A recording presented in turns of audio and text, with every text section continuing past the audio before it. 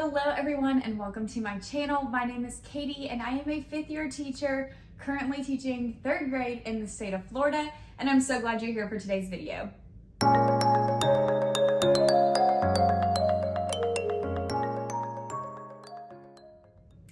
Today I'm going to be doing a little Q&A video. I posed a question box on my YouTube community tab and over on my Instagram for you guys just to leave me questions about anything teaching related, just random questions, whatever you guys really wanted. And oh my goodness, I got like over 50 different questions. And so I kind of narrowed it down, combined some of the duplicates, and picked some of y'all's questions to answer in today's video. But before we jump into the Q&A, I would like to thank today's video sponsor, Teddy Blake, for sponsoring this portion of today's video. Teddy Blake is a luxury bag designer brand, and I received a bag last year to try out, and I shared it with you guys on my channel before, but I'm just here to reiterate what I shared last time, that it is a really great bag. I got this one in this like nude color. You can see that it is very great quality and it still has that new leather smell. And I picked this one out because it fits my Bible inside, and so I've been carrying it to church with my Bible, David's notebook, my pens. I love the little side pockets that my bag has, perfect for my keys, my chapstick, and my phone. And it's just been a great bag to carry. The quality is incredible. The price is less than like super pricey designer brands, which is really nice, but they did not sacrifice anything on the quality. And I wanted to jump on and share it with you guys again today because they are going to be having a spring sale, and that spring sale will be from the 24th of March all the way to April 2nd. They will be having bags that are discounted all the way up to 70% off. So if you're interested in finding a Teddy Blake bag that's perfect for you, a link will be in the description box that you can click to shop the sale. And again, thank you so much to Teddy Blake for sponsoring that portion of today's video. So without further ado, let's jump into the Q&A, all of you guys' questions. Like I said before, the first section is going to be teaching related questions. So the first one was, could you share some of your best classroom management strategies that you have used for both younger and elementary and older elementary grades? So this year, what I'm using, I completely stole from my team lead teacher, and I'm doing a wheel of excellence, and I'll pop a picture of it up here so you can see it. It's just like a prize wheel, and I have 16 slots. So when a student's doing something they're supposed to, I tell them to go sign their name, and they put their name on the next empty number. When the wheel is full, we spin it 3 times because we're in the 3rd grade, and those students get to choose between a sticker from the sticker store, a coupon, like use the teacher's chair, bring a stuffed animal to school, or an item from my treasure box. So it's kind of like a combination of all of the things that I've used before: stickers, coupons, treasure box, those things, combined with the wheel of excellence. So that's what I've been using for classroom management. It's really great. It's quick, it's easy, their names get to be up on the board, and if we get a class compliment, I add a bonus spin. So if we're out in the hallway and somebody's like, wow, your line looks great, then the next time we spin it 3 times plus an extra. So that's been my classroom management strategy that I feel like would be great for younger and for older grades. Next question says, can you please give me some ideas on how to help students? In my case, it would be to help my own children memorize the multiplication and division facts. Flashcards are just not cutting it. I was actually talking with my mom about this because she has kindergartners and they're working on adding and subtracting. So first, disclaimer, memorizing facts, of course, comes after conceptual understanding. So take that as you will. After you've taught students like the conceptual ideas behind like multiplying and dividing, then you can go into memorizing. And one thing that my class has loved this year is 99 Math. And it is a website that you can get onto. It's just like timed games that they can do for multiplication facts against one another. And then it pops up like who is in the leaderboard, who was the fastest, who was the most improved, and tracks their accuracy. So I would definitely recommend checking out 99math.com. That's my suggestion for math facts. Next question, do you pick out your own curriculum or add to what's picked already? How long does it take you to prepare for a school year? So no, I do not pick out my own curriculum. The district picks it out for us, and then we kind of add to what's already there and adapt what the curriculum has to fit our teaching style and our students' needs. And then how long does it take you to prepare for a school year? I'm always constantly preparing for the school year, so I prepare throughout the year, I guess, if that answers that question. The next one is, how much prep time do you get each day? Is your schedule the same every day, and how much duty are you expected to do? Okay, first question was prep time. I get 45 minutes of prep time every day when my students go to special area. I also don't have to eat lunch with my students. I get a 25 minute, I think, lunch every day. And then we have a little bit of contract time before school starts, like 20 minutes, and then not really any time after school. So if you add that all together, it's about an hour per day, and that's consistent. The schedule stays the same.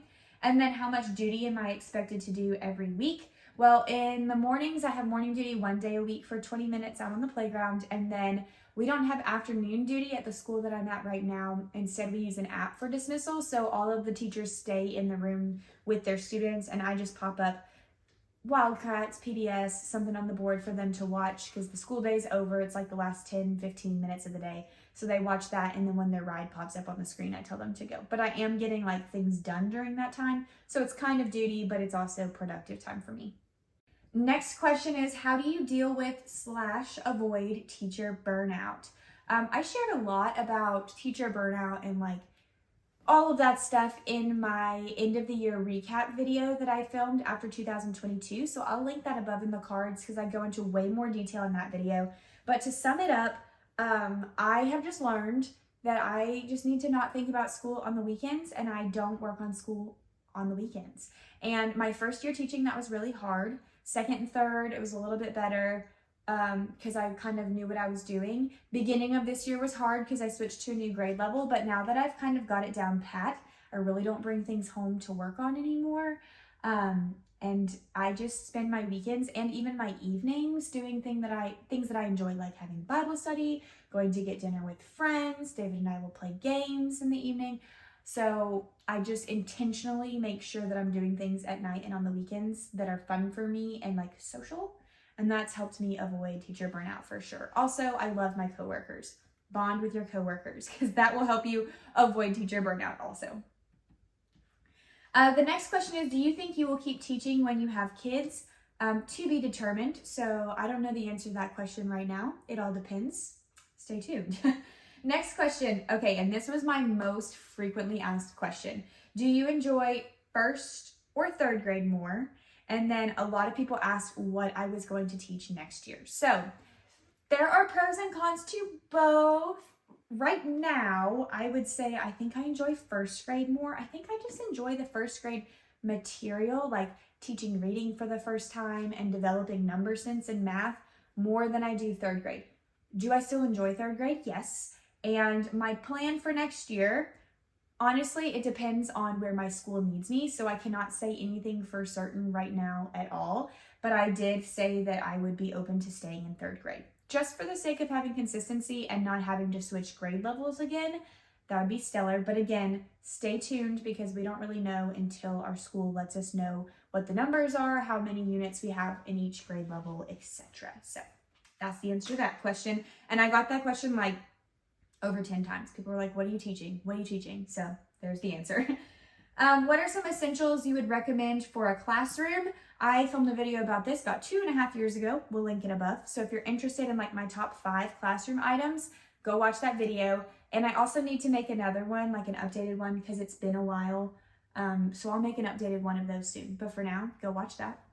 What is the best piece of teaching advice you've ever been given? Oh, man, you know, there is a picture hanging on my wall, or like a letter hanging on my wall from a practicum teacher when I was in my master's. And she left me like 5 really good pieces of advice. It was a really long letter, and so I can't think of like what the advice was, but I keep it up there and I read it over and over again. So what I'm gonna do is when I go to school tomorrow, I will take a picture of the letter, or I will film myself reading the letter, and I will insert that here. Here is the letter hanging in my classroom. I will read the pieces of advice for you. The first part is just like a thank you note for being in the classroom. And then starting under that underlined portion, here it is. Just wanted to leave you with a bit of teaching advice like you really need it. First one says, keep your goals and objectives focused. She gave me a monthly planner. Never lose sight of your kids. Invest time in each one, getting to know the whole child, even when things get really busy, and they will. Put your kids in front. And she gave me a cute little cutout of like an AccuCut of a bunch of kids. Remember, there are no mistakes too big or too small that can't be fixed with a little duct tape and sparkly glue. You may or may not make a few mistakes the first year. Don't beat yourself up. Mistakes are great learning blocks. Remind your kids every day that they are smarties and can do anything they put their mind to. And always stock up on plenty of resources for a rainy day. When they fail, just make it up. And she gave me a memory stick with a lot of resources. So I thought that was really great advice. And I've had this hanging in my classroom ever since I started teaching.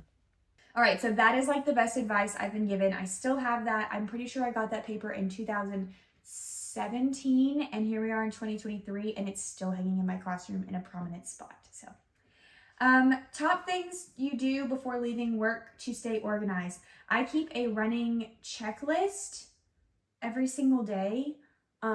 And I just clear off whatever's on that checklist. I'm just like, go, go, go, go, clear it off before I get on my phone or start chatting with people so that I'm ready to go. I also, again, have a whole video on how I manage my time for classroom management, not classroom management, like my personal time management in the classroom. So I will link that above if you need more time management tips from a teacher standpoint. Next question, do you like your district? Do you feel valued as a teacher? I do teach in a pretty large district, so as far as like liking your district, sure, I like my district. But from a school level, I love my admin. They're great. They make sure their teachers feel valued. They trust us in our classrooms a lot, and I appreciate that very, very much. So yes, I love my admin. They make me feel very valued as a teacher. All right, next one. Someone said, binge watched your video. Did anyone ever fess up to stealing the sticker? This made me laugh because I was watching that old vlog recently as well. And the answer to that question is I don't remember. I don't know if anybody fessed up to stealing the sticker. So that just goes to show that things that were like a big deal on one day, a year from now, you'll completely forget. So it was a good life lesson about stealing and honesty and confession for my first graders. But I don't remember if anybody fessed up to stealing it. And then my last teaching relating question, what is it like balancing teaching and social media? This question also made me laugh, but it's because I feel like it's still weird for me to think that I like do social media. Like I post on Instagram and YouTube and stuff. And the fact that like I have enough social media presence that it's something I now have to balance with my teaching. It's hard and it's a lot. But I try to fit it in a way that's enjoyable for me. Like I like making reels and I love editing YouTube videos. It's like a hobby for me. And on the weeks when I just feel like it's too much, I just recognize that it's okay to pump the brakes. Like I don't have to film a YouTube video this week and that is okay. One way that like I can accept that is I kind of film and get ahead. So if I have a week where I can maybe film 2 videos, I do that because later on there's gonna be a week where I'm like, I am stressed, I am maxed out, I'm not filming this week, and I let myself be okay with that. But honestly, it's really fun and it adds a lot of fun elements to my job and filming my days and getting to post it in a vlog and like share my week with y'all. So it's worth it to balance, definitely worth it. All right, I need some water. I've been talking like nonstop. Usually I do these as like a coffee chat, but here we are at 4:15 in the afternoon. So a coffee chat just wasn't in the cards. All right, non-teaching questions. These were so fun. So thanks for throwing in the random questions, y'all. I love answering the teaching ones too, but it's so fun to answer the randoms. All right, somebody said, fellow band geek here. What instrument did you and your husband play in college? And what was your favorite field show? I love this question. Band geek or band nerd, whatever, through and through. I was on the drum line. In high school, I played the bass drum and the snare drum. And in college, for all 4 years, I played the vibraphone, which was it's like a metal xylophone with a pedal like a piano, so the notes will be sustained, if you don't know what a vibraphone is. Love me some vibes. And then my husband played the quads, which is like the big 4 drums together. And I read this question to him, and I was trying to think of my favorite show that we played, and every time I thought of one, I would think of another one. I was like, no, I like this one. So I think my favorite one, if somebody was like, tell me your favorite show, oh, it's so hard to choose. Okay, I think I would have to say the very first one I played my freshman year, we did a James Bond show. And that was like my first taste of college level marching band. Blew my mind. And it's so nostalgic. Like when I hear James Bond music, I'm like, oh my gosh, we're freshmen in college again. So I think that would be it. I'm going to try to find a YouTube video recording of that show, and I'll link that in the cards. If you want to go check it out, you certainly can. I will be on the front sidelines. But yeah, that's it. And then the next question is another one kind of about college-ish. It's like, what do you miss most about Alabama? I'm from Tuskegee and have always been a huge Auburn Tigers fan. First off, War Eagle. Second off, what do I miss most about Alabama? I miss living close to Auburn, like the campus. I love that. It was so fun to still like live in the college town. So when we go back to visit, it's like, oh, we can go to all these restaurants and go to the baseball and basketball games and all the things. Like, I loved that college town atmosphere, and I miss that sometimes. And I also miss like my friends that still live in Alabama. But we go visit often, so we definitely frequent Auburn, Alabama a lot. Next question is, how do you keep up with laundry? I see you doing it all the time in your vlogs. It's the one household chore I struggle with keeping up with. Do you follow a routine or just do it as needed? First, David and I kind of split chores. We help each other out, but my main is laundry and his main is dishes. Of course, I do dishes and he does laundry, but like most of the laundry's me, most of the dishes are him. So if it like comes to a weekend and the laundry really needs to be done, that's on me. Or if we have a night where there's lots of dishes, it's usually on him. So we kind of balance it that way. Second disclaimer, I only do laundry for me and David. I don't have kids or anybody else to do laundry for, so it's not a whole lot of laundry. But the routine, I just do it whenever our hamper gets full. Our hamper's a pretty decent size. Usually if it's full, it's like a load or two, depends on what's in it. So when I see that it's full, I toss it in and I go through a cycle. And the biggest game changer for me is I save YouTube videos that I'm excited for, or like to watch until I do laundry. So I follow a lot of different channels, teaching, non-teaching related. And if I see a good video pop up over the weekend, I'm like, I'm saving that for my laundry day. So that way when I come home on a random Tuesday and I'm like, I don't want to do laundry, I'm like, I do want to watch that YouTube video though. And so I fold while I do that. So that's kind of how I keep up with it. Next question, you're going to a sit-down restaurant. What are you ordering? I like to order, gosh, this one's hard. Any sit-down restaurant. I love things with avocado, so if there's like a burger or a sandwich with avocado, count me in. I like salads that have balsamic vinaigrette dressings, so I'll probably order something like that. I do like to order chicken, and I don't do seafood, so like a chicken pasta dish or a chicken salad with balsamic vinaigrette or anything with avocado. So that was kind of a broad answer. Favorite hobby, not teaching related, editing videos for y'all. I love editing YouTube videos. The video editing process is my favorite. Sometimes filming I dread, not in like a, I don't enjoy it kind of way, but in like a, oh, I gotta carry the camera around all day and do this and make sure I'm catching everything that I want to catch, but the editing, it's the best. And then any aspirations to do something beyond the classroom. One day I want to be a mom. That's beyond the classroom. And I've always thought it would be fun to teach, which is still in the classroom, but to teach at a university level. However, I do not have my PhD, nor am I in the position that I want to or can get that right now. I guess I could. I certainly could, but I don't want to right now. It's just not like good timing for me to get it, I feel like. So maybe one day teaching at a university level. And that's still in the classroom, but beyond the like elementary classroom, I guess. And that is the end of our Q&A. So thank you guys so much for sending in those questions. It's so fun to get to interact with you guys and film a Q&A video. I was blown away by the number of questions you guys asked. So I'll do one of these again for sure. So if you have anything that pops up teaching related or random, you can drop that on the next Q&A. And always leave comments on my other videos too. You can comment a question, and I really try to be intentional and respond to like every comment, anybody who comments on my videos. So if you have a dying, burning question, comment on a vlog and I will try to get back to you with that. And then again, I just wanted to thank Teddy Blake for sponsoring the beginning portion of today's video. Remember, the description box has the link for their sale if you want to check out their bags and get one for yourself. Thank you guys so much for watching this video today. Please give it a thumbs up and subscribe if you enjoyed it so you don't miss any more content from me, and I will see you guys in the next one.